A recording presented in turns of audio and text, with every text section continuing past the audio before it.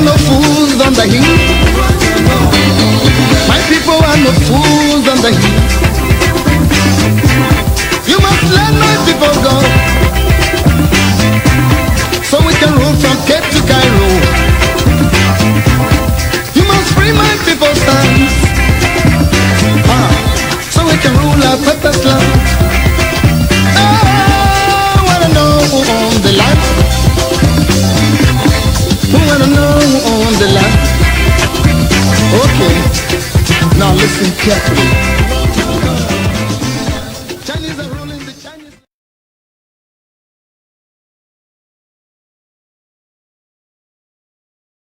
Operation One County, One Truck per week. Plus, the rise of the Amber Woman is the subject of this presentation I bring to you today, fellow Amazonians.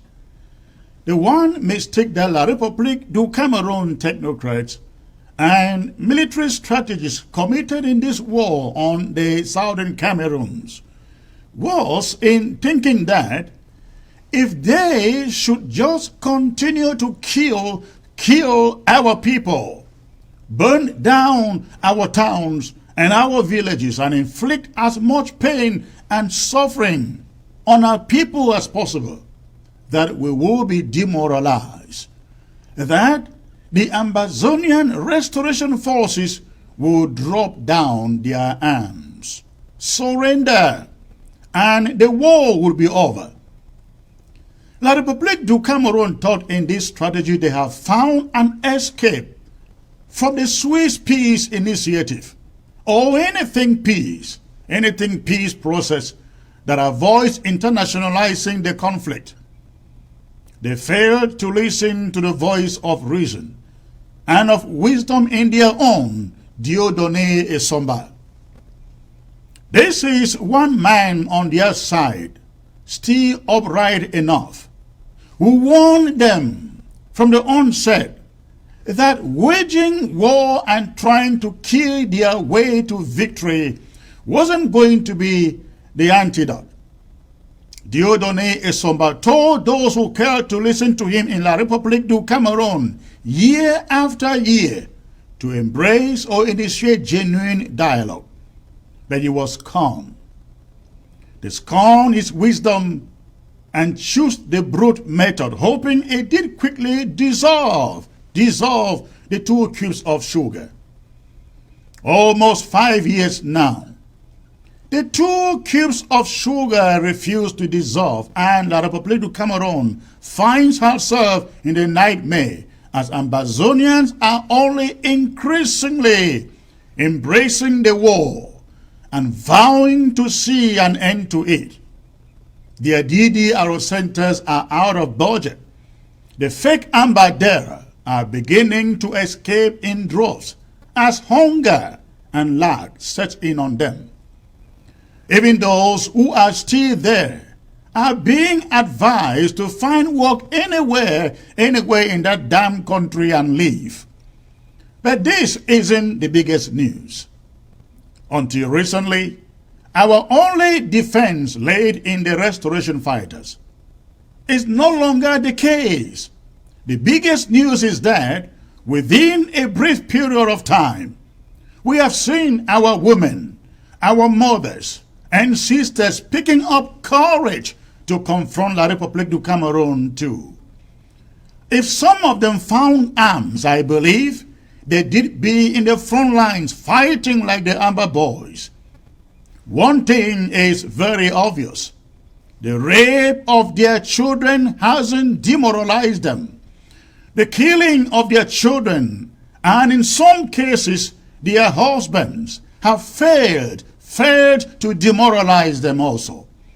The burning down of their homes and making them destitute have failed to persuade Amber women to get dissolution. Not even the 1 million of them living in internally displaced settlements are giving up hope for a free Amazonia. Not even those wallowing in refugee camps wish that the war was over without a free Amazonia. The point is that The daily killings, the pogroms, and the arsons have only helped to stir up indignation and determination in all of us, but most especially the Amazonian women. Amazonian women are now another force in this war that La République du Cameroon has to contend with. In their own way, without carrying guns and explosives, without flirting around in armored cars, without putting on any form of military gear, Amazonian women, be they in the war front, be they in the home front or in the diaspora, are beginning to wage the final onslaught that will break the back of La République du Cameroon resolve, combined with that of the fighters. Let's not forget the kind of impact that the engagement of women in a struggle such as this can bring. The March of the Women in Paris during the French Revolution should be a reminder to those who want to underrate the engagement and the power of women in a conflict such as ours. After Amazonia wins this war, the Amazonian woman will be remembered as one of the formidable forces behind the victory. We have seen them manifest strength and bravery in the Tacumbens, in the streets of America and Europe. We saw them in Bamenda as they stood up against unelected colonial officials. They mounted the dais and vented their anger at the local colonial administrators for attempting to shut down their shops and to collect illegal taxes. We saw the Amber women in Infonmokete's palace defying colonial authorities, preferring ghost towns to open shops. We saw them in Boya in front of Bernard Okalia's office, refusing compulsion or cohesion from the colonial governor to have them confess that their children are those killing their own children, Ambazonia fighters. How can we forget objection in the face of Paul Atanganji and other colonial minions by that Kumba woman whose only child French Cameroon soldiers cut down in the Kumba school massacre? All over the diaspora, more and more Amber women are increasingly picking up the bills of this war, some working double jobs and doing overtime to help fund the war, even more than some men folk. About 3 weeks ago, like in the fashion of the famous Kumba no objection lady, another brave and courageous Amber woman emerged in faraway Australia and prostrated at the feet of the Prime Minister of Australia and in tears pleaded for help.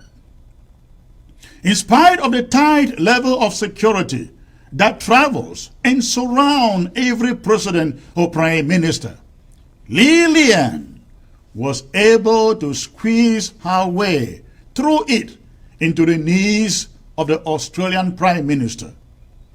With tears running down her cheeks, in few seconds, she told the world about the monster genocide regime in Yaoundé.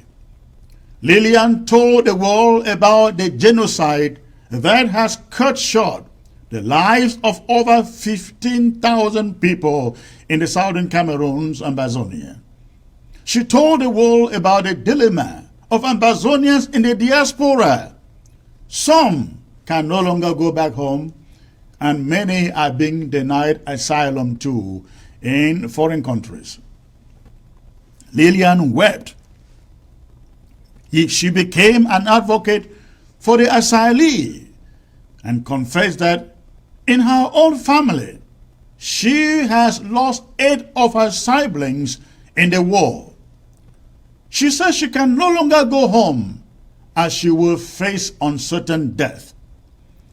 I saw the powerful, the Prime Minister, his cabinet members and parliamentarians wipe the cheeks of Lillian, assuring her that they will help. This is the power of the Amber Woman. Ladies and gentlemen, this is what I referred to from the beginning as a mistake that the regime in Yaoundé made. 8 people killed in one family alone. And you would think that the rest of the family will give up on the struggle, right? Of course not. Instead, if anything stirs up this woman and many like her, it is the spirit of these genocidal crimes that La République du Cameroon unleashes on our communities on a daily basis. Fellow Ambazonians, please listen to the sound of my voice.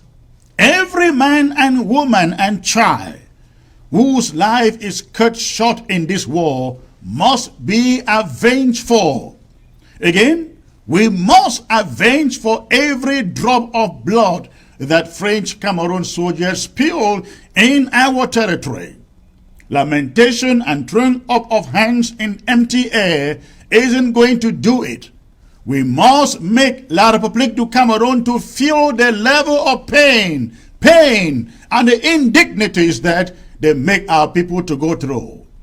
Anybody speaking French in our territory, anybody wearing the uniform of French Cameroon military in Ambazonia is a legitimate target for obliteration. They have killed enough of our people already and burned down enough homes already. How do you feel?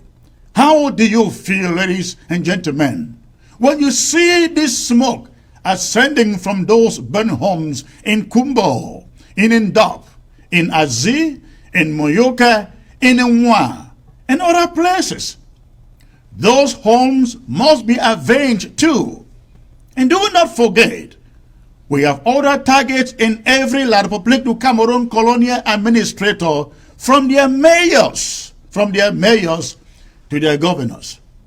We must equally continue to decimate every economic asset that they still control and which still yields revenue for them in our territory.